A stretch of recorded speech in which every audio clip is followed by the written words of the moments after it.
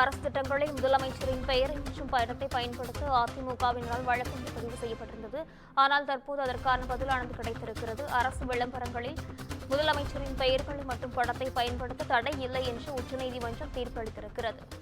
அரசு திட்டங்களில் முதலமைச்சரின் பெயர் மற்றும் புகைப்படங்களை பயன்படுத்த தடை இல்லை என்று உச்சநீதிமன்றம் தீர்ப்பை வெளியிட்டிருக்கிறது. இதை அண்மை செய்தியாக பார்த்து வருகிறோம்.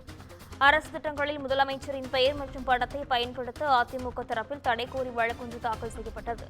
அரசு திட்டங்களில் முதலமைச்சரின் பெயரை பயன்படுத்த தடை இல்லை என்று உச்சநீதிமன்றம் பதிலளித்திருக்கிறது.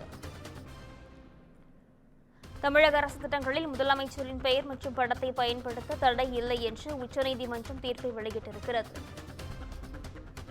அரசு திட்டங்களில் முதலமைச்சரின் பெயர் மற்றும் படத்தை பயன்படுத்த அதிமுக தரப்பில் வழக்கொன்று தாக்கல் செய்யப்பட்டது. தற்போது அரசு திட்டங்களில் முதலமைச்சரின் பெயர் மற்றும் படத்தை பயன்படுத்த தடை இல்லை என்று உச்சநீதிமன்றம் தீர்ப்பொன்று வெளியிட்டிருக்கிறது. இது குறித்தான முழுமையான விவரங்களுடன் செய்தியாளர் காவ்யா இணைப்பில் இருக்கிறார். வணக்கம் காவ்யா, இது குறித்தான விவரங்கள் என்ன, பதிவு செய்யுங்க. வணக்கம் நிஷா. அரசு நலத்திட்ட விளம்பரங்களில் முதலமைச்சர் பெயரை பயன்படுத்துவது தொடர்பான வழக்கில் அதிமுக எம்பி சி.வி. சண்முகம் தொடர்ந்த வழக்கினை தற்போது உச்சநீதிமன்றம் தள்ளுபடி செய்திருக்கிறது. முதலமைச்சர் பெயரை அரசு திட்டங்களில் பயன்படுத்த எந்த தடையும் இல்லை எனவும் உச்சநீதிமன்றம் பரபரப்பு உத்தரவை ஒன்றை பிறப்பித்திருக்கிறது. அரசு நலத்திட்ட விளம்பரங்களில் வாழ்ந்து கொண்டிருக்கும் தலைவர்கள் பெயரை பயன்படுத்தக்கூடாது என உயர்நீதிமன்றம் உத்தரவு பிறப்பித்திருந்த நிலையில் அதனை எதிர்த்து உச்சநீதிமன்றத்தில் தமிழ்நாடு அரசு முன்னதாக மேல்முறையீடு செய்தது. அதாவது இந்த வழக்கை அவசரமாக விசாரிக்க வேண்டும் எனவும் உச்சநீதிமன்றத்தில் அப்போது முறையிடப்பட்டது. இதையடுத்து வழக்கை புதன்கிழமை விசாரிப்பதாக உச்சநீதிமன்ற தலைமை நீதிபதி பி.ஆர். கவாய் அமர்வானது அறிவித்திருந்தது. சென்னை உயர்நீதிமன்றத்தில் அதிமுக எம்பி சி.வி. சண்முகம் தாக்கல் செய்த மனுவில் தமிழ்நாடு அரசு சார்பில் தொடங்கப்பட்டுள்ள உங்களுடன் ஸ்டாலின் என்ற திட்டத்தில் முதல்வர் ஸ்டாலின், மறைந்த முன்னாள் முதல்வர் கருணாநிதி ஆகியோரது படங்கள் பயன்படுத்தப்பட்டுள்ளன என தெரிவிக்கப்பட்டிருந்தது. இது உச்சநீதிமன்ற உத்தரவுக்கு எதிரானது என்று அவர் கூறியிருந்தார். இந்த வழக்கு உயர்நீதிமன்ற தலைமை நீதிபதி M.M.G. வாஸ்தவா மற்றும் நீதிபதி சுந்தர் மோகன் ஆகியோர் அடங்கிய அமர்வில் முன்னதாக விசாரணைக்கு வந்தது. அப்போது இந்த வழக்கில் நீதிபதிகள் பிறப்பித்த உத்தரவில் கடந்த 2015ஆம் ஆண்டு உச்சநீதிமன்றம் பிறப்பித்த உத்தரவுப்படி முதல்வரின் புகைப்படத்தை விளம்பரங்களில் பயன்படுத்தலாம், ஆனால் அவரது பெயரை பயன்படுத்தக்கூடாது என உத்தரவிடப்பட்டது. இதனை எதிர்த்து உச்சநீதிமன்றத்தில் தமிழ்நாடு அரசு தாக்கல் செய்த மேல்முறையீட்டு வழக்கானது இன்று உச்சநீதிமன்றத்தில் விசாரணைக்கு வந்தது.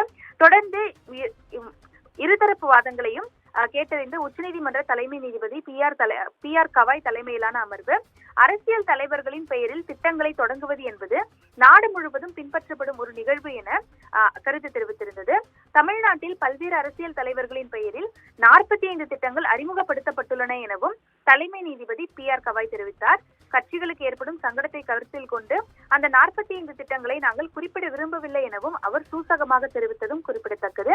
அனைத்து அரசியல் கட்சிகளின் தலைவர்களுடனும் இது போன்ற திட்டங்கள் அறிமுகப்படுத்தப்படும் போது ஒரு கட்சியையும் ஒரு தலைவரையும் மட்டுமே தேர்ந்தெடுப்பதற்கான மனுதாரரின் பதட்டத்தை நாங்கள் ஏற்றுக்கொள்ளவில்லை எனவும் அவர் குறிப்பிட்டிருந்தார். அதாவது ஒரு திட்டத்தை எதிர்ப்பதற்காக ஒரு குறிப்பிட்ட கட்சி தலைவரை மட்டும் எதற்காக குறிவைக்கப்பட வேண்டும் எனவும் மனுதாரருக்கு உச்சநீதிமன்ற தலைமை நீதிபதி பி.ஆர். கவாய் கேள்வி எழுப்பியிருந்தார்.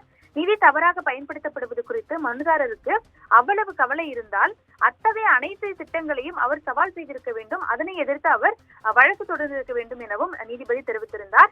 இதனைத் தொடர்ந்து தலைவர்கள் பெயரை வைக்கக்கூடாது என்றால் அனைத்து திட்டங்களுக்கும் எதிர்ப்பு தெரிவிக்க வேண்டும் எனவும் தலைமை நீதிபதி தெரிவித்திருந்தார்.